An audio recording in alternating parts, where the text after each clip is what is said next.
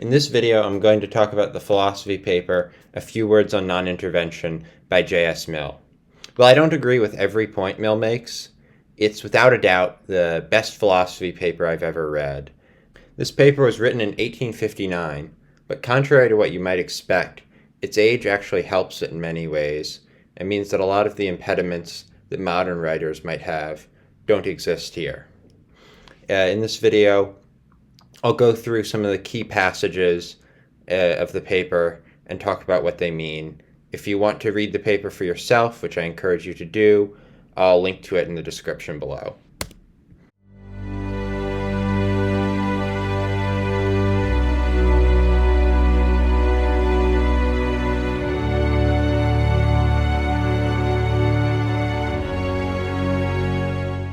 Okay, so Mill opens it as follows. There's a country in Europe equal to the greatest in extent of dominion, far exceeding any other in wealth, and in the power that wealth bestows, the declared principle of whose foreign policy is to let other nations alone. No power apprehends or affects to apprehend from it any aggressive designs. Power from of old is wont to encroach upon the weak, and to quarrel for ascendancy with those who are as strong as itself. Not so within this nation. So here, Mill is talking about England, and essentially what he's saying is that it's normal for nations to attempt to seek wars of conquest and other unjust actions, and that England generally refrains from doing so. In the beginning of the paper, he gives various other examples of England's virtue relative to the other nations of the time.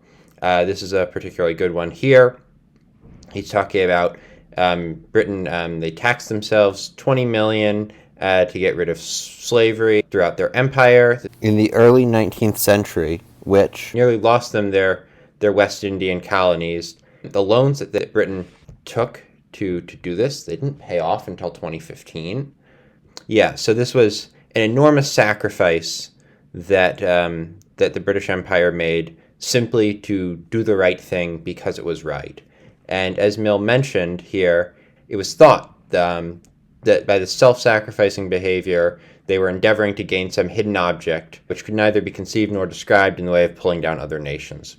So what Mill's describing here is that at the time, the other nations looked at this manifestly moral and selfless act by the British Empire and saw it as some sort of scheming trick, which was kind of interesting because the views on the British Empire and on Western civilization more broadly and on America now are often similar in this regard, in that despite these places being manifestly juster than the rest of the world, they're often criticized. And we often hear, for instance, nowadays, how America is, irredeemably oppressive or what have you, when despite, of course, having some flaws, America and the West are manifestly juster than pretty much any place on earth. And this here really well captures this. Being in reality better than other nations, let us cease by the language we use to give ourselves out as worse, which I think is a good thing for all Westerners to remember.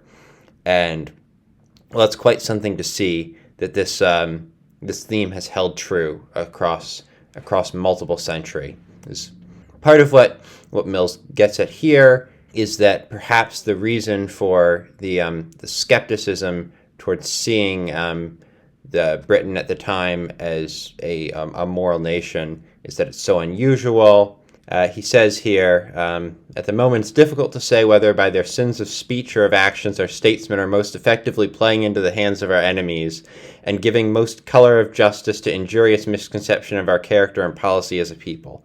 So what he's saying here is that politicians are making the foreign criticisms of Britain seem justified or seem correct when they in fact aren't. And, this also is deeply apt nowadays. Okay, so here he gives an example, moving on slightly from talking about how Britain is sort of unjustly seen as evil. He gives an example in regard to the sort of the main theme of the paper. So he's talking about the Suez Canal, and he briefly says here, title it to high rank among the great industrial improvements of modern times. Basically, this is before the Suez Canal has been built, And if it were built, which it eventually is, it would be of great significance to trade. And Mill poses as a hypothetical that it would somehow hurt English interests. France is the one building this at this time. And Mill asks, essentially, in this hypothetical, would England be justified to try to oppose it? Is a nation at liberty to adopt as a practical maxim that what is good for the human race but is bad for itself, and to withstand it accordingly? And his answer, though, is no, that's declaring war on all of mankind, essentially. So this is wholly unjustified. And, well, this makes a fair bit of sense. And notably, he says there's no such base feeling in the British people. They're accustomed to seeing their advantage in forwarding, not in keeping back the growth of wealth and civilization into the world. That basically, again, this opposition is from some stupid politicians. Okay, now we get into the controversial part. He highlights a distinction between civilized nations and barbarians. Which he says there is a great difference, for example, between the case in which the nations concerned are of the same or something like the same degree of civilization, and that in which one of the parties to the situation is of a high and the other a very low grade of social improvement. To suppose that the same international customs, the same rules of international morality can obtain between one civilized nation and another, and between civilized nations and barbarians, is a grave error, and one which no statesman can fall into.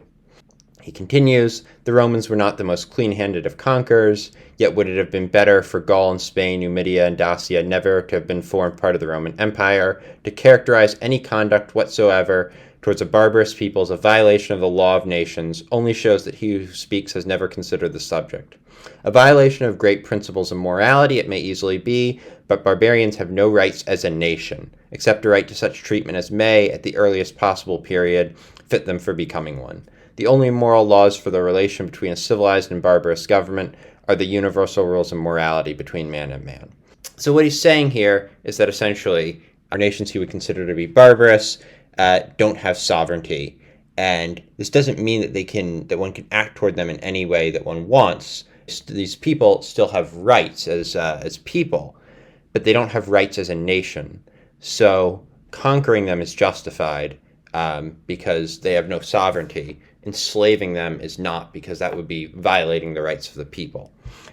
It bears saying here that it's distinctly possible that the distinction between civilized and barbarous nations is being delineated by Mill in possibly a racist way. You can find evidence in this paper for and against that argument. But, and this is the salient point, it's essentially a sensible distinction if it's delineated properly. What I would say, the way that this ought to be delineated is essentially between liberal and tyrannical nations, which is to say nations that have the rule of law, which also means that they're by and large democratic, and nations that are despotic, which is run by dictators. You think, for instance, China, Russia, Iran, Saudi Arabia. It strikes me that none of these nations ought to have their sovereignty respected in the same way that we do for a democracy. Did Mill misdelineate this distinction? Yeah, probably. Maybe that was a misdelineation even in a racist way. But if it's delineated properly, this is an entirely sensible distinction, and it really bears stressing this, that we ought not to treat despotic nations as equals of liberal democracies, which is not to say that their people don't have rights. Their people still do, absolutely. But as nations, they don't have the right to be treated as civilized nations because they aren't. Now on to what Mill would count as civilized nations here. Be a front to the reader to discuss the immorality of wars of conquest.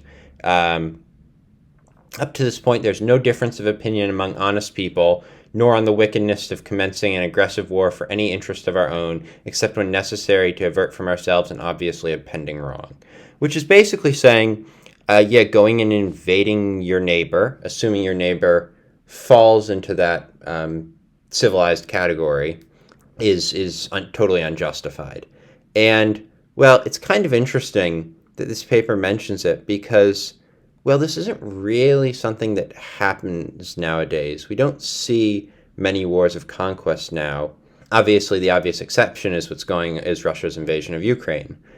Well, it's kind of interesting in reading this that it's so unusual and this is salient because it reminds us that the relative peace of, well, if not the world now, at least the world before the Russia's invasion of Ukraine, that relative peace isn't automatic, nor should it be something we take for granted. Granted, there are many factors here. Nuclear weapons are a factor, but I think the really salient point here is that a lot of us have forgotten the impact of living under the Pax Americana, have forgotten just how important having those 11 carriers sailing the seas is. And you often hear from people that they think America ought not to be the global policeman or stuff to that effect. And it strikes me that usually when people say it, due to the peace we've had on account of America being the global policeman, or relative peace at least, they've forgotten what it means. And when people say that America ought not to fill that role any longer, I think they don't really understand, or many of them at least, don't really understand what it would mean if we didn't. Back to this point here. Mill's talking about interfering in another nation's civil war. He says, the disputed question is that of interfering in the regulation of another country's internal concerns, the question whether a nation is justified in taking part on either side in the civil wars or party contests of another, and chiefly whether it may justifiably aid the people of another country in struggling for liberty, which he goes on to answer. His first point here is interfering in a foreign civil war on the side of a despot is unjustified. I don't think this really needs to be further explained. Now to the more complicated question. With respect to the question whether one country is justified in helping the people of another in a struggle against their government for free institutions. Basically, the question here Mill is asking is whether it's justified for countries to provide foreign support to people people in a foreign country fighting for freedom or democracy or what have you. And the answer Mill gives is no. And his reasoning behind this is that the only way people are really going to become free is if they earn it for themselves. It's an interesting argument and not one totally without merit, but I don't really buy it. So if you think of, granted these are going to be examples that are obviously Mill couldn't have known about. You think of something like Afghanistan, specifically the U.S. coming in after 9/11. That seems to corroborate what Mill's saying. The U.S. came in and we set up a largely free government, and it held together as long as we were there. And, well, yeah, it did a bunch of good for the people. That's worth noting. And once we left, it all fell apart, in an hour or two, something like that. The Afghans, by and large, weren't willing to fight to protect their country against the Taliban. Again, it bears saying here, the Taliban are not exactly the pinnacle of military competence. So the fact that they were able to so easily retake Afghanistan is a pretty clear example that despite the U.S. being there and creating a free state, the freedom didn't really stick. That said, we also have examples to the contrary. You think of Germany and Japan post-World War II, which were some of the worst tyrannical regimes in history.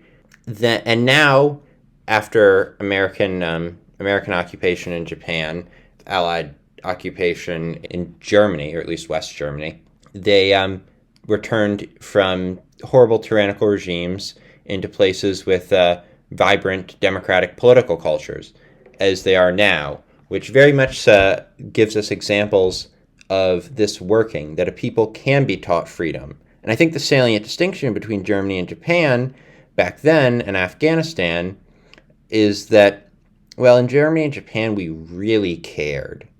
And, well, if you want an example of that, look up the Berlin airlift.